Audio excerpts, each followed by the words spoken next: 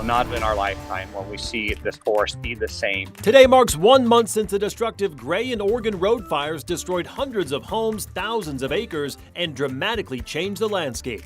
Now, state officials are evaluating the health of the trees still left standing. We're talking cool temps, the chance of rain, and even your shot at seeing the northern lights tonight. But first, police arrested 5 people on accusations they shot and killed a Moses Lake man last month. 2 of the suspects were teens, one just 13 years old. What we know tonight. KREM 2 News 10 at 10 begins now with Mark Hanrahan and Jeremy Legoo. Good evening and thank you for joining us for KREM 2 News 10 at 10, where we give you more news in less time. Let's get started. First up tonight, fire danger high once again with warm temperatures and some gusty conditions. Let's get straight to Chief Meteorologist Jeremy Legoo to find out how much longer this type of weather is expected to last. Jeremy? Well, Mark, it's up and down. Fall is known for its big swings in the weather, and that's exactly what we've got these next couple of days. Go with me on this one. Today's cold front moved through. Pretty dry. We saw a little bit of moisture in northeast Washington and North Idaho, but as it moves out, everything is getting a bit windier. Right now, we've got a little bit of cloud cover sliding overhead, and we got to kind of wait for a couple of breaks in those clouds. Already seen a couple of pictures of the aurora going on as we speak, and that aurora is likely going to continue through the night. So you don't miss it just because you got a couple of clouds rolling through. Those clouds should move out, we catch a break, and then early tomorrow morning, another round of cloud cover moves in. So I kind of think middle of the night might be your best shot to catch a break in those clouds and see some of the lights in the sky. Now, when it comes to the wind, it continues to die down. Tomorrow we'll see a chance of a stray sprinkle, and then it's all about waiting for the next round of rain. Looks like Wednesday brings it, and it looks like it's pretty widespread. Tomorrow, near 70, increasing sunshine throughout the day. Wednesday, we'll see mostly cloudy skies with the chance of rain. And Thursday, we dry back out. All right, sounds good, Jeremy. I'll check back in with you later in the broadcast. New details tonight in the murder of a Moses Lake father killed in a drive-by shooting last month. 5 people have been arrested, including a 13-year-old boy. KREM 2's Kyle Simchuk is going through court documents tonight. Police found 44 shell casings at the murder scene and believe there could have been 4 guns involved. 36-year-old Jeremy Flores was shot outside his home on August 13th, hours after attending a family barbecue. He later died at the hospital. 2 other teens were shot and injured. Now, court documents do not reveal what led up to the shooting. Flores' son told police he saw 2 cars pull up early that morning. Police say there was some type of argument which resulted in the shooting.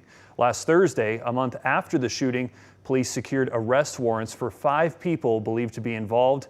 In Moses Lake, they arrested 19-year-old Anthony Cruz, 31-year-old Raymond Mendoza, and a 13-year-old boy.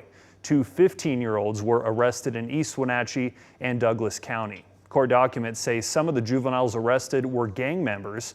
All 5 suspects, including that 13-year-old, are charged with second-degree murder, drive-by shooting, and 4 counts of first-degree assault. In the studio, Kyle Simchuk, KREM 2 News. Now to our night beat with a quick look at the day's top stories. The Kootenai County Sheriff's Office identified the victim in a Lake Coeur d'Alene drowning over the weekend. Aaron Robb was the owner of Iron Horse Bar and Grill and a high school football star at Gonzaga Prep. He went on to play college ball at Notre Dame and was part of the 1988 National Championship team. Sheriff's deputies say Robb was pulled from the water by the time they got there. He was then airlifted to Kootenai Health for treatment, but died from his injuries. Today, childhood friends left flowers and a note at Iron Horse to share their condolences. The sheriff's office is still investigating what exactly happened. The Spokane International Airport received a one-of-a-kind cart that will be used to transport the remains of fallen military members. The Fallen Hero cart will be available to all airlines at the airport to respectfully and proudly move those military caskets in a more dignified manner. According to Alaska Airlines, the cart was designed with the Spokane Airport in mind. It features a plaque that shows Spokane's skyline as well as the Washington state flag. The state organizations that oversee high school sports say they are not investigating an alleged use of racial slurs during a game last week. It happened last Thursday during a football game between Pullman and North Central High School. Officials say no coach or administrator heard any inappropriate comments from any player on either team.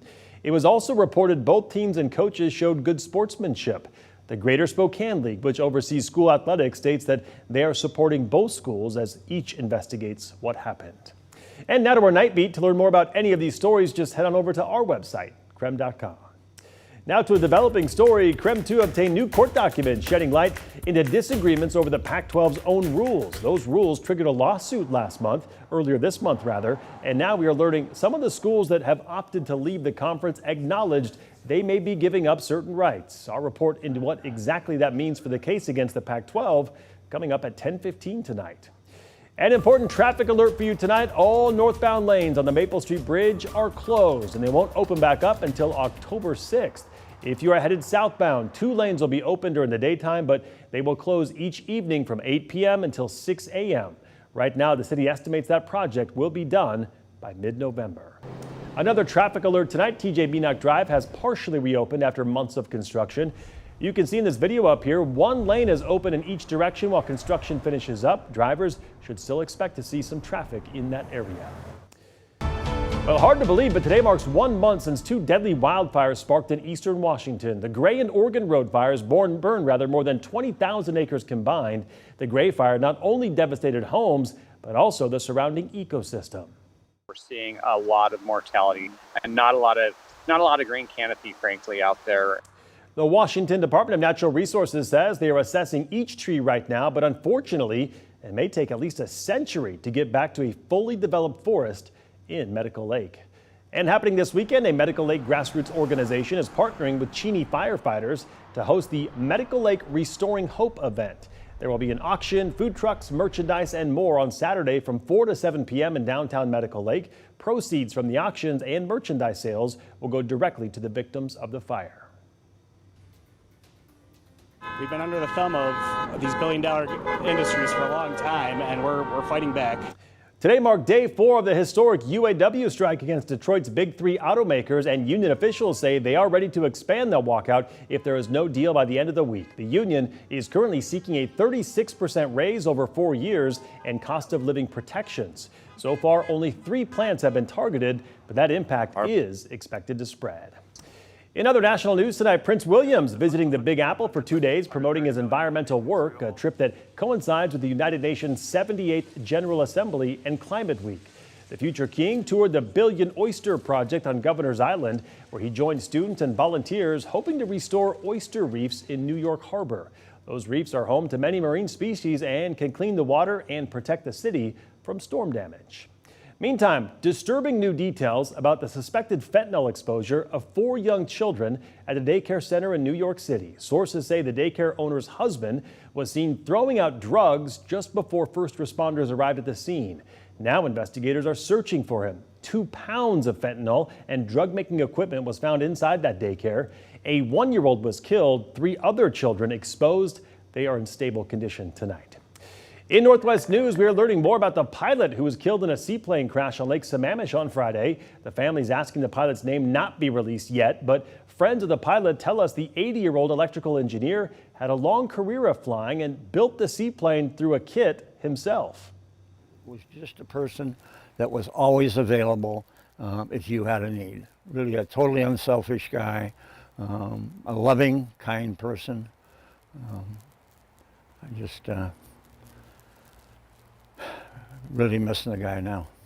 The pilot's stepson was also on board when that plane crashed. At last check, he is in critical condition. NTSB investigators hope to have a preliminary report released by the end of the month. The Washington Department of Fish and Wildlife is trying to solve a mystery: what killed a giant sturgeon in Lake Washington. The fish, believed to be about 70 years old, was found dead earlier this month, and some are wondering if the sturgeon died from warming lake waters, toxins in the water, or something else. She's giving us clues.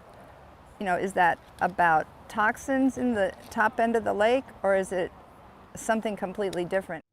Sturgeons are bottom dwellers that eat from the sediment on the lake floor. Residents worry about toxins in the lake. They want the water and sediment tested.